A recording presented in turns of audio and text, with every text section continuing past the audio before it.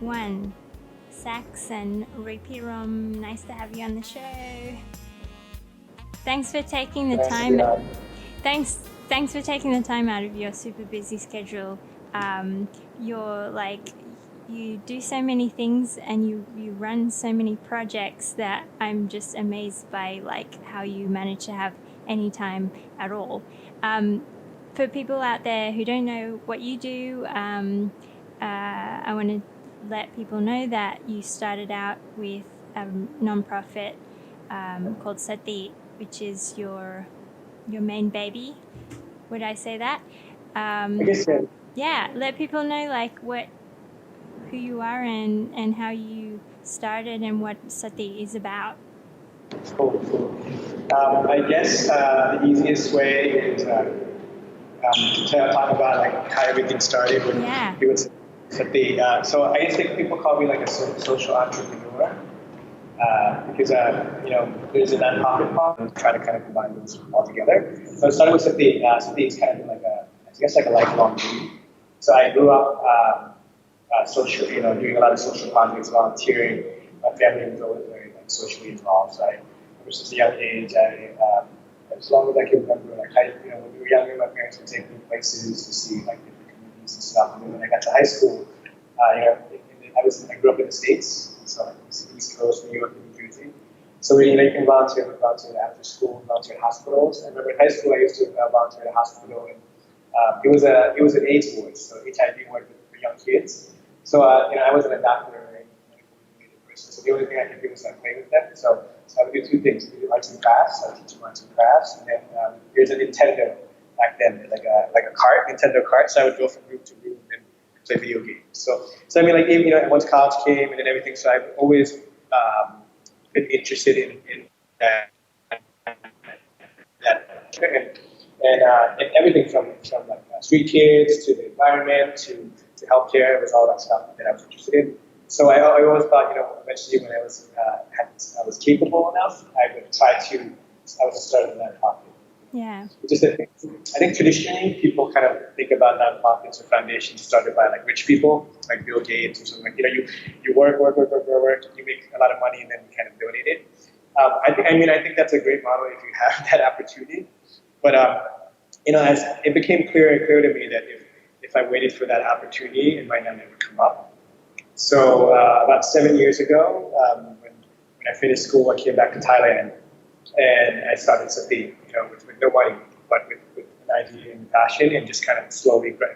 The goal is always for it to be grassroots, so small communities, small villages, work with the communities. So it started there years ago, small projects. So we do healthcare education for underserved youth. So most of it is workshop based. So we work with two groups of kids: the kids in the countryside, which are underserved, so low income families, farming families, tribal schools. And in Bangkok, we work with at-risk youth. So kids in drug trafficking, sex trafficking, drug abuse, runaways, street kids. We work with those two groups. The reason why we work with two groups is because I believe in prevention as well. So, you're in the countryside, you develop, it's about preventive medicine, teaching them, what their options are, preventing for them to be we don't want them to be the kids who will eventually run away. So how do we prevent that, and how do we get, prevent? But then just because these kids have already, turned down the wrong path doesn't mean we should forget about them. So that's not kids in the Bangkok. So it's trying to combine both. It's kind of like a circular, if you see the Sati logo, it's last it's like this circular, I don't have it on even next year. That's my background.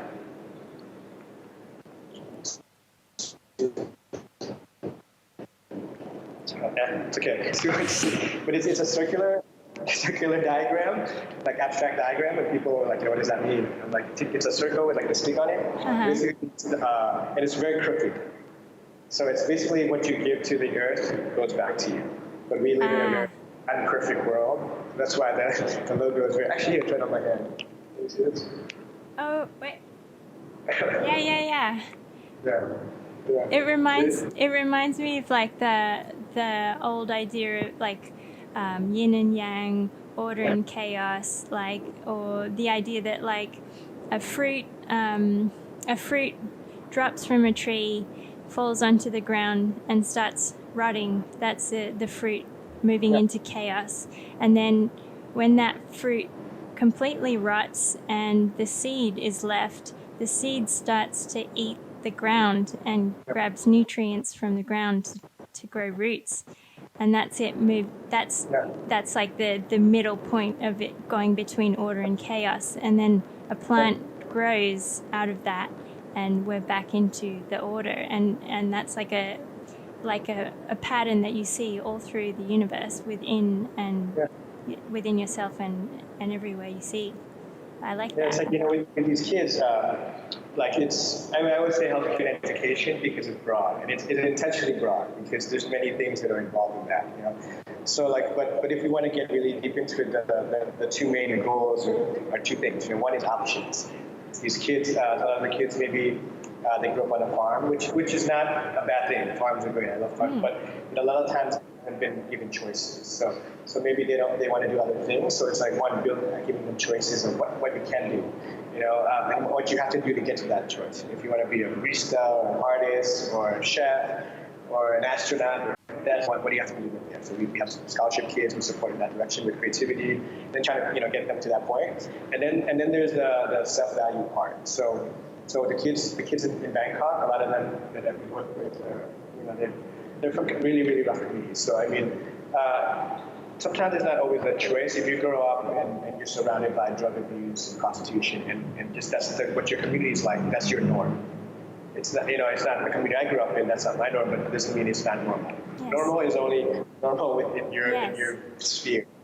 So they see that that's their normal. So they see that's what they have. One, that's the only options they think they have. Two is like, so let's say we run a weekly kind of like a pop-up clinic for at-risk youth in Kuala Lumpur. And it's a lot of counseling, and I'm working with young kids in sex trafficking and sex working. So if I were to say, you shouldn't go, we never say no. I can't tell you what to do. It's your body. But what I can do is tell you what are your risks. If you're not protected, you can get, what are your risks? I can't physically force somebody. We have to open up first. So tell them the risks, and then when they are open, then they will say, I don't want to be doing this, And then, okay, well, but what are your options? If you work at 7-Eleven all day, 10 hours, you get minimum wage in Thailand is 340 baht. If that's about $10. If you work at you sell your body in 15 minutes, you get 1,000 baht.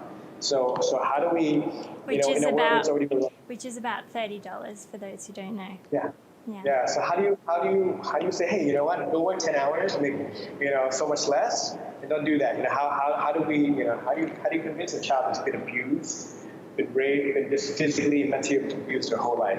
So we have to, it's about self-esteem. We wouldn't abuse our bodies.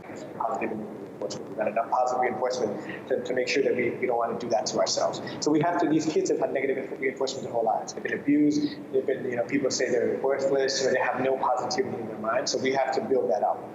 That's through our workshops, whether it's art, creativity, music, anything that can build positivity and skill sets, so they can get up to a norm where they can choose. It's not about getting them up here. It's about getting them just up to a basic norm, a societal norm, where they, hey, you know what, I have more value than this. I can go work hard. I can take my GED. I can do this. I can do that. It must be hard. It must be hard to create a non-judgmental atmosphere for these kids as well, to be able to open up to talk about these things to strangers. How do you go about that? A lot of it is time. Some of the kids, every kid is different. Some say they want to talk to you. Some of them are 6 months, 3 months. One teenager asked, it took me like 6 months before he could say words to me. I felt like he was going to come, jumping when, he was very he had this hard looks at me all the time. But that's the protection mechanism. Yeah. Because their whole life they've been mistreated.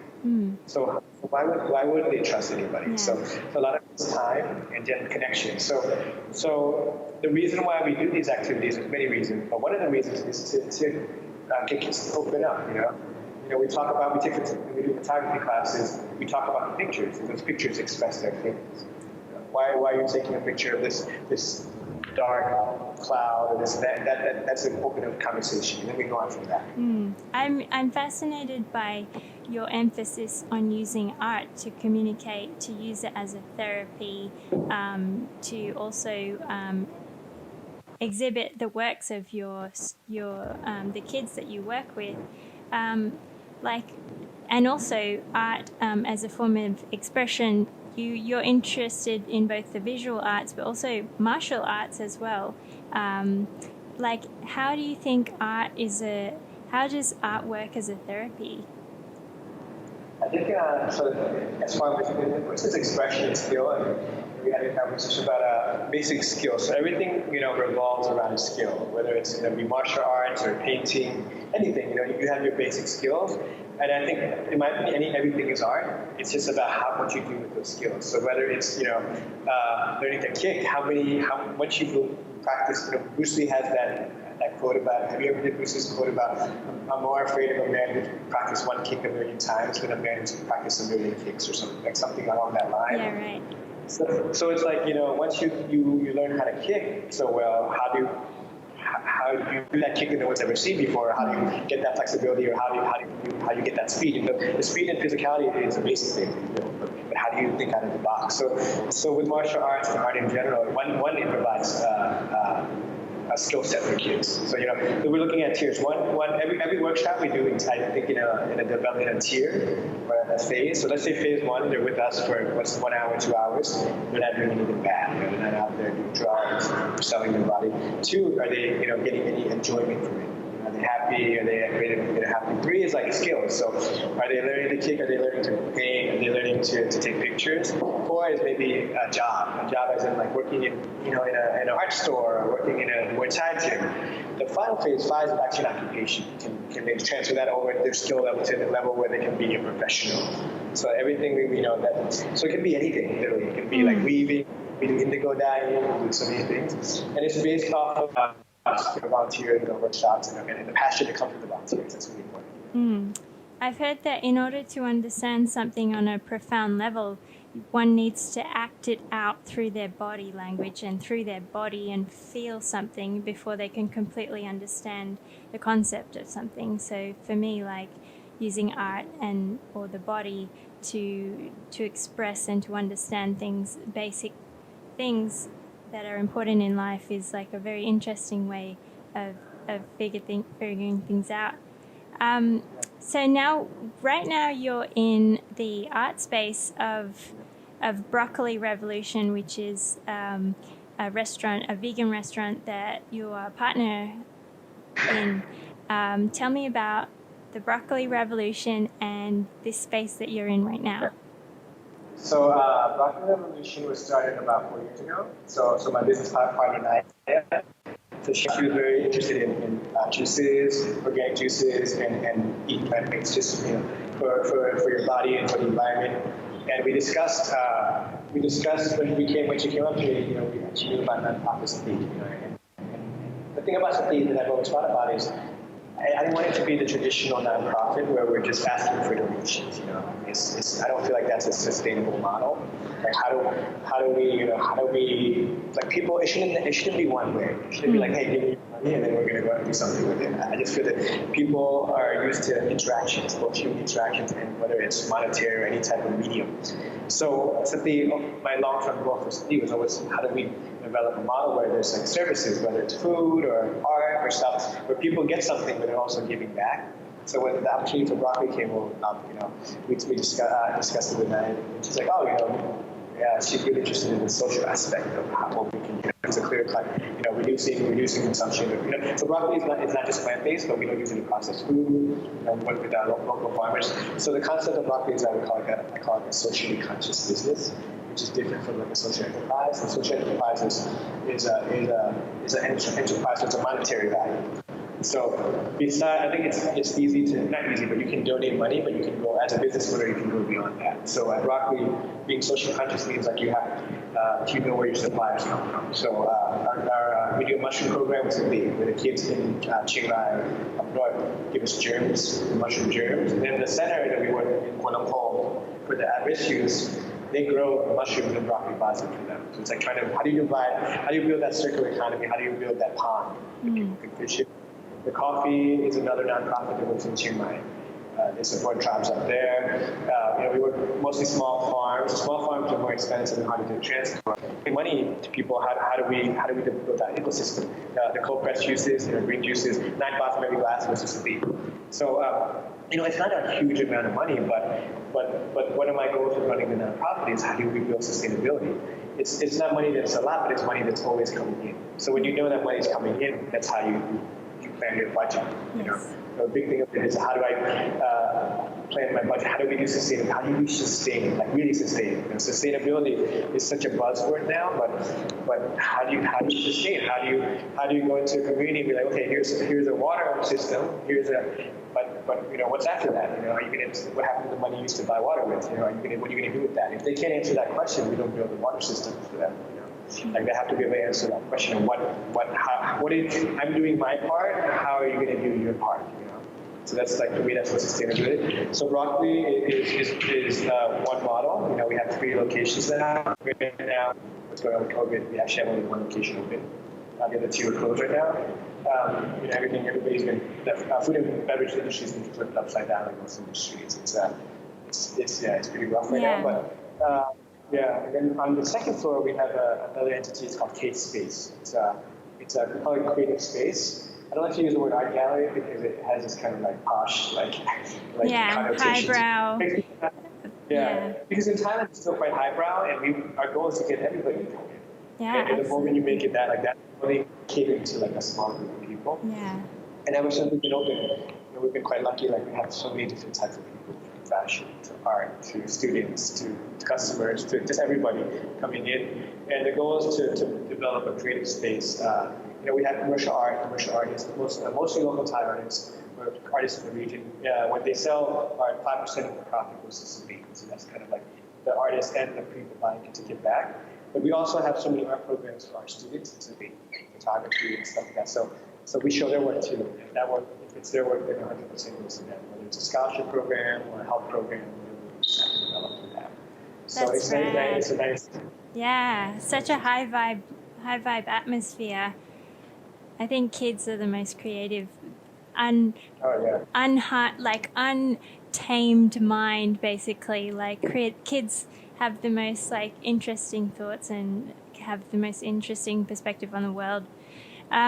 Touching on the COVID situation, that brings me to your other very recent, very quickly put together project, Covid Relief Bangkok, that you were able to put together because of your network of other non-profits and your real, you've got your feelers out in the local community, so you were able to respond very, very fast, probably more fast than the government, might say. Give us a rundown on what that project is and who are Thailand's most vulnerable communities right now.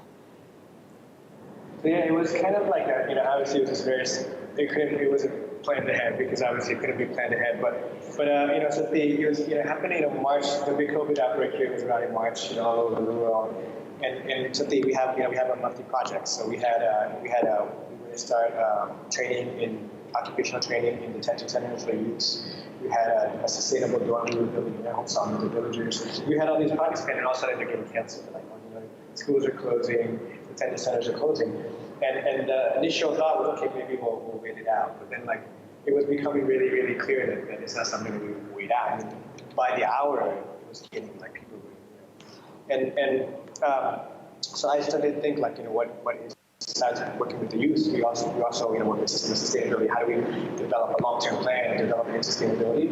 Like when we develop the schools and the villages, how do we think? What's that thought process?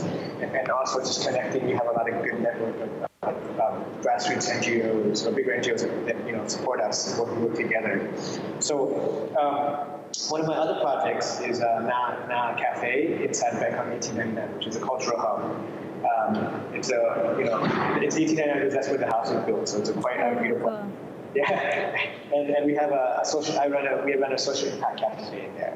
So in that cafe, we have job training for our kids in the nonprofit. We have barista training, chef training. We also, so I call it a social impact platform almost, because it looks like a cafe, but we use it, we use food and beverage as a platform medium. So we work with other nonprofits in Class B. We do our project in Bangkok 1899. We work with AAT, Asylum Access Thailand, which is they work with they do policy work for urban refugees. So refugees come in Thailand. So we do livelihood programs for them. So we were doing once a month. I don't want to say chef table, but we call family tables. So every refugee family would come and cook. And people would come and eat, and then we would kind of break bread with them. So we sit together, and it's just about people connecting. Wow. We do those programs. There must be some like delicious food there, like with some really OG recipes. Great. So we've had Pakistan, Afghanistan, Somalia, Hmong Vietnamese, and Sri Lankan. Wow. Yeah. So many different types of foods, and the food's amazing. So I'm actually planning a new model. So next month we're going to launch a new model because you can't have people come and congregate. Mm. So we're going to do the same process, but it's going to be pre-ordered delivery. Nice. So I'll be like, okay, the plan for the month of June is every week, every Saturday in the month of June we'll have a different family. And then that's right. right. Like, hey, this week, you come for some of these, and then we have a set of people, and then we want to deliver to you as a set family dinner. And the money always goes to support these families. So wow. I've met so many amazing families, and they're just I'm definitely going to be ordering that. Okay, I'll send you all the info. We just had a tasting on Saturday. Oh, nice. So with Na Cafe, it's in Bangkok 1899, but the whole area actually in the back. So the back is called FREC, Foreign Research and Education Center, which is sponsored by the Ford Motor Company. And it's amazing. So what they've done is they rented this big building, which is a school. It's been closed for a while, and they've made it a hub for nonprofits and organizations, like social enterprise and nonprofits. So you have SOS there, which I'll tell you about in a second. And there's Urban Studies Lab, there's Nature Inc., there's Precious Plastics, there's a 3D lab, there's all these amazing organizations that have all these different specialties that we use in work. So when COVID happened, we've been battling COVID, like, okay, it's an emergency. Emergency as far as people, I was hearing stories about people in the community who they were starting to starve because in Thailand, such a large group of people live off of daily wages. So let's say they'll go to the market in the morning, buy ingredients, and they'll use those ingredients to make noodles. And the profit they make from those noodles is what they use to go buy their food. Mm-hmm. Or there'll be garbage collectors, where they'll go around and collect that, and that money they make, they'll use that to buy the food. So there's so many daily wage earners. So when all this happened, first of all, their lifeline was cut off because people are quarantined and people are not buying stuff. Secondly, people don't have savings. So it started to be like, okay, we need rights, we need food. So we started the project as a mini project. So I contacted the Urban Studies Lab, which is part of our community, in fact. They do data. So they work with community development, so urban studies. So they get information from the BMA, and so the lowest income poor and the most elderly. We made a map of Bangkok. So that map is our direction. So we're like, okay, right now we have a 3-month plan and then we have a 6-month plan. So right now with the 3-month plan, we have several districts plotted out with the highest density, low income, and elderly. That's how we know where to go every week. But the next part of the puzzle is like, distribution. Like how do these people need food? How we need cars, we need all that stuff. We have another nonprofit that is part of FREC is called SOS, Scholars of Sustenance. So they're a nonprofit that they work with food surplus. So what they usually do is they work with hotels, supermarkets, and they collect the food surplus, which is food that's still good, just can't be sold, and they donate to vulnerable communities. So they have like 6 trucks. They have a refrigerated truck, they have a logistics team, they have a kitchen. So boom, pull that in, and then we started with the most immediate trouble is the relief part. So we do relief packs. So the relief pack consists of 2 main things. Sanitary gels, and then the other part is dry food. So canned fish, 5 kgs of rice, soy milk, and canned food. So this is like the 1 pack. If it's 1 individual, it's about 30 meals. If it's a family of 4, it's about 1 week. So we've been distributing. Right now we're covering over 1,200 families a week. So I just did the numbers this morning. After this week, we will have given out 970,000 meals in 2 months. So in about a week, we'll cover. Yeah. Yeah, and I didn't have an idea either, like it's going so bad. So 1 million meals in 2 months, about 2 months, which it's a lot, but it's not all that. But it's still there's still a lot more help needed. So now we're starting to plan phase 2. Yeah. So what phase 2 means is that so we have to collect data. So we have the data we have is a broad data, but it's district involved. But every time we go to a community, but you're asking, we work with another partners to help volunteers in each district. So a big concern with all this is when it all started. Normally at Na Cafe we run once a month soup kitchen as well. Soup kitchen for urban refugees. So refugees come in and we have different restaurants. Like Ga is one of our biggest supporters. The whole team will come and make food. And it's like picture with food. It's amazing. They'll come make food and hang out with the families. So the easiest way to work with all these communities would be, hey, let's just take some, let's get all these people together. But with COVID, that's impossible. We have to distance. When we have to distance, so when you have to distance and you have to distribute, how do you make sure you get to the most needed communities? So we were lucky to have so each district has a health office. So within the health office, they have health volunteers. And the health volunteers are situated in the communities, the people live in the community. So every district we go to, we go with the health office, and they have the health volunteers. And the health volunteers, that's like 20 volunteers, let's say 15 to 20 families. So they know which families need the most help. And by doing that, if you see our relief pack, we'll have a QR code on it. So people get the food and they scan the QR code, and that way we collect data. Like we'll send out surveys like, how long are you working now? If not, how long have you lost your job? What are your biggest needs?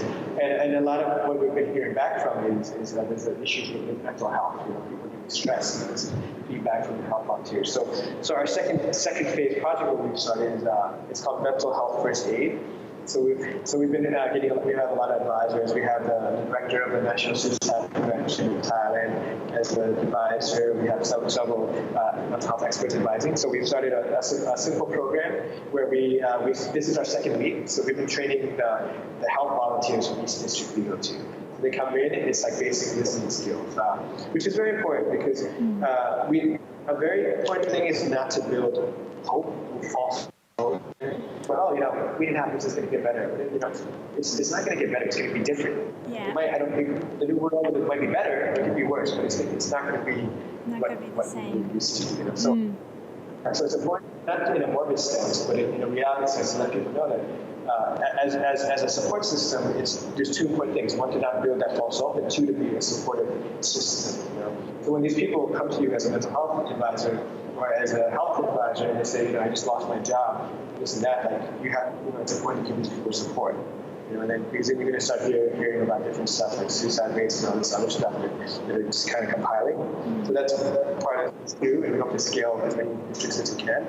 Another part of phase 2, I'm sorry, it's really long-winded, but the other part of phase 2 is community kitchens. So we partner with CODI, which is Community Organization Development Institute, which is a government sector. But what they do is they've started this program of 20 community kitchens. So they help them start these kitchens, where hot kitchens and soup kitchens, where people in the community make food and they donate to their community. So it's a very grassroots started. They do about once a week.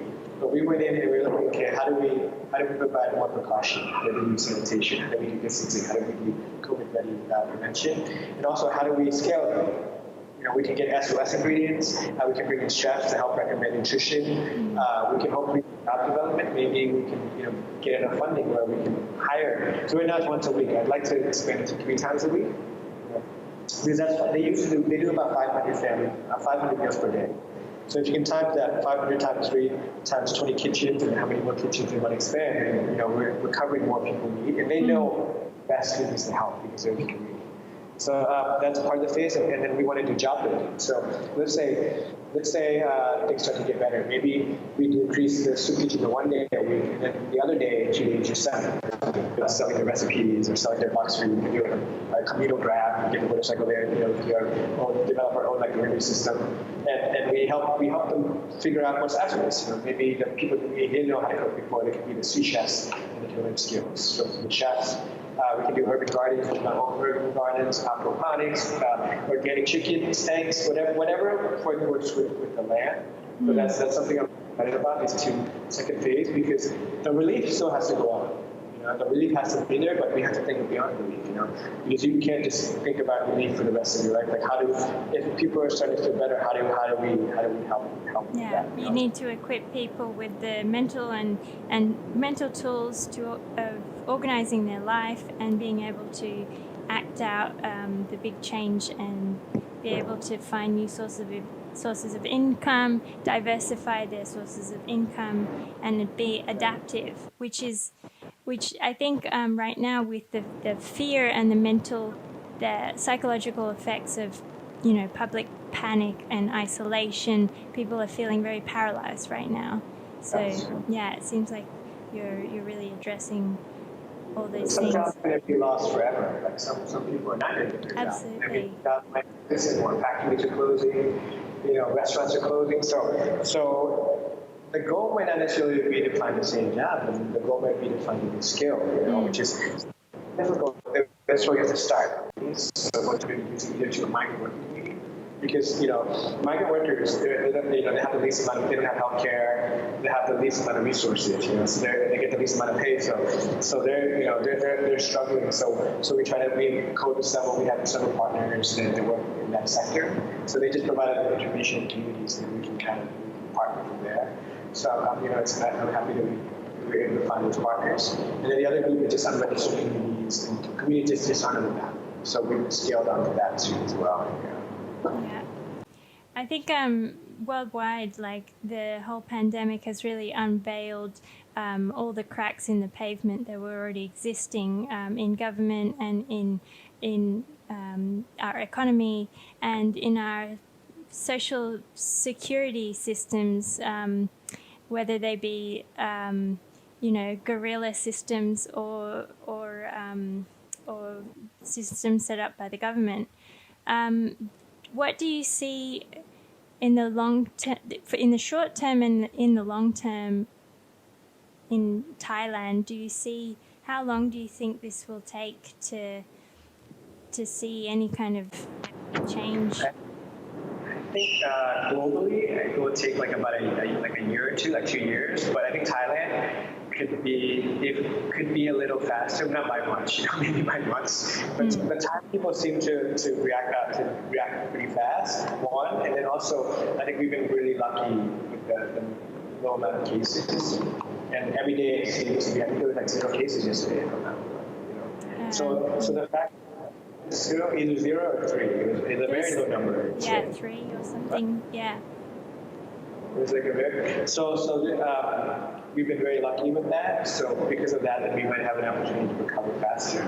But the thing is, with the pandemic, it's a global impact. So we may be physically able to recover faster, and some businesses may be recover, but businesses that work on a global scale, like anything has to do with tourism.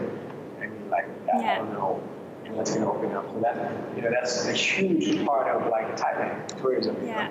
Well, one thing that I've noticed is that like Thai corporations, like the big top 5 corporations, have really put money back into investing into things like mask factories, like CP, put money into mask factories. These are corporations that have been time and time again like pulled up by the media for their like unethical practices and like abuse of human rights. But I feel like Thai corporation has seen that if they don't invest into the economy again, we're pretty screwed as a whole. That brings me to like the Thai government's reaction to the whole pandemic. Like, what do you think about how the Thai government has reacted? I think it's been tricky just because it's so new.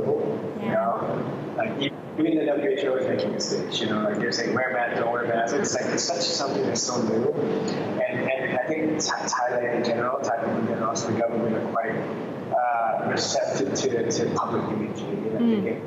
They get scared. Like if there's too much bad press, I guess the word is.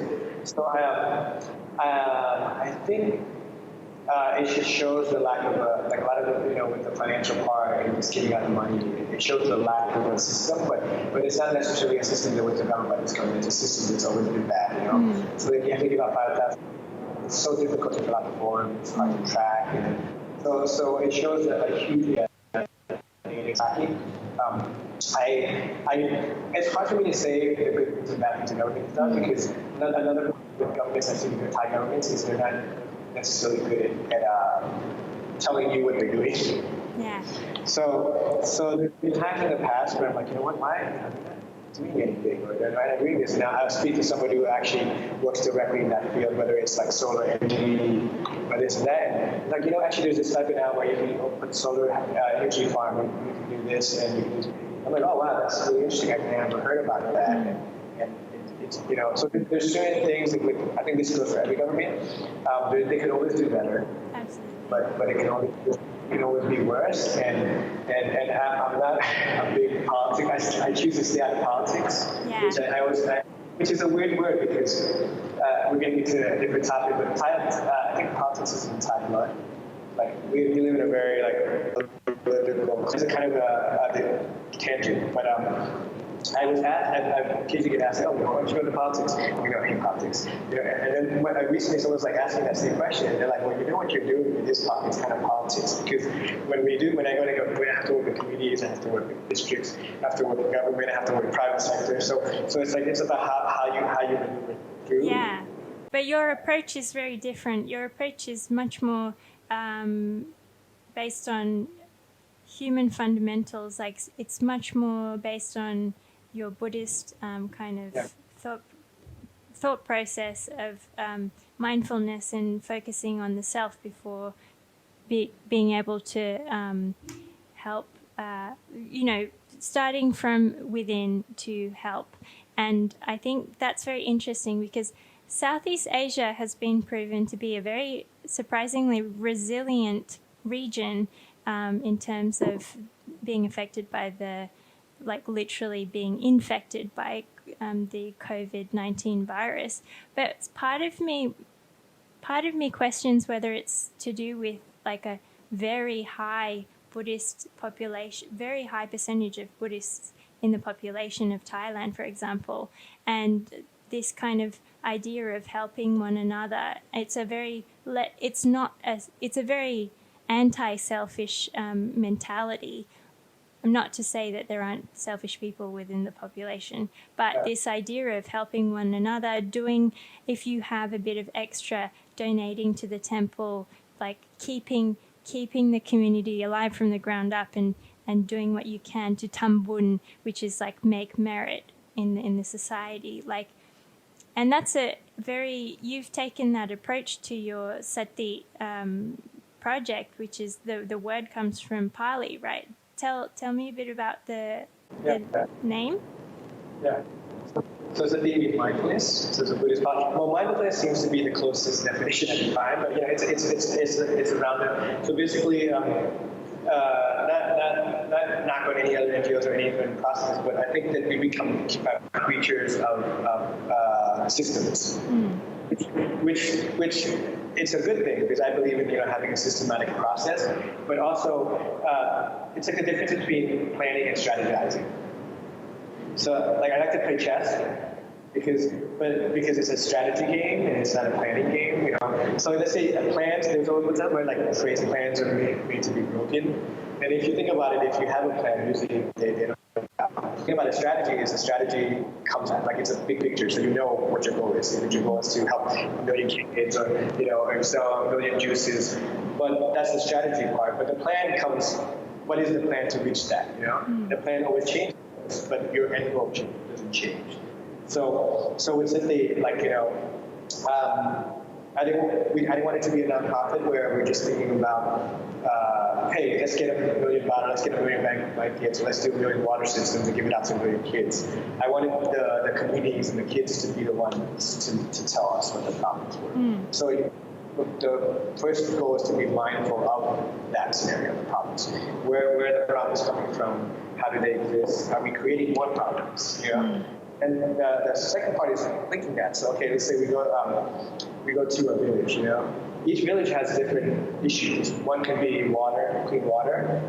One can be food. So they rather than bring one plan to cover everybody, we have to let them lead. So we use that as a goal, and then from there we work backwards. So to find that. So that's why I call it Sati. Yeah. Yeah, I've heard you voice that you have a problem with kind of the old establishment form of large non-profit organizations and the way that works. And to me, having not being someone directly in the non-profit world, from my perspective, a lot of foreign aid programs are basically foreign cultures coming into a place and putting their own cultural values and onto a place, instead of really, like, your approach is coming from a very mindful approach of listening and building from the ground up, using that very community to help themselves, basically, which is a very different approach. I think like the point is, like, you want, like I said, I don't really want to like say, okay, other nonprofits, but let's say that a system has been developed where I've gone to places up north, and there'll be schools that like have a nonprofit go to visit them like every 3 months, 6 months to give them this, to give them that. We've just developed a dependent system of, hey, I'm doing away from that stuff. And two, these kids are going to think that they're less of a person. Or I need help. We shouldn't develop that mentality. We should let them realize that they can meet anybody they want. They want. And that's what this becomes such a system of like, everybody. But it started with a good bit. They mean well. It's not like these products all mean well. It's not like hey, I control these kids. It's never good. It's never like there's certain consequences that can fit to certain things. Yeah, there are big there are big consequences on not understanding a culture from a profound level. Like, and you and I both have lived in two different cultures. Like, you in the States and in Thailand, me in Thailand and in Australia, and we know very well that there are so many profound cultural differences between every country and it shows in every country's reaction to the COVID issue of how they've gone about imposing other countries' restrictions and how that doesn't work with many different cultures. But I think the most important thing is to just listen to people and spend time with people, and you will only know how to empower people by just listening. Well, look, that was really fun, Sax. Thank you so much for spending time with me and spending time with the audience, of sharing about what you've been doing. A lot of people are feeling very helpless right now, wanting to help but just not knowing how to help. And I think you've probably given us some very inspiring ideas on how everyone can probably go about just starting on a small scale and helping within their direct community, whether that be helping their neighbors, starting with their neighbors basically, and just starting from small and taking baby steps. It'd be amazing how just that power can expand, Yeah, absolutely. And really always looking about the bigger picture. The bigger picture is going to be there, but things change. Well, how do people follow all the things that you've been doing? I guess social media, we live in the era of social media. Social media is also free marketing, obviously. So there's the best way is through social media. So first there's Sati. Sati has an Instagram, so it's Sati Found. So Instagram, we have a Facebook page, Sati Nonprofit. And then there's Broccoli Revolution, you can find both on Instagram and Facebook. There's Now Projects, which you can find both on Instagram and Facebook. And then there's also COVID Relief Bangkok. COVID Relief you can find on Facebook and Instagram. So anything you're interested in, you can pop and take a look. Well, really really appreciate sharing your perspective on the world with us today. Stay safe and keep in touch, man. Thank you for having me. It was fun. No worries. Bye, everybody.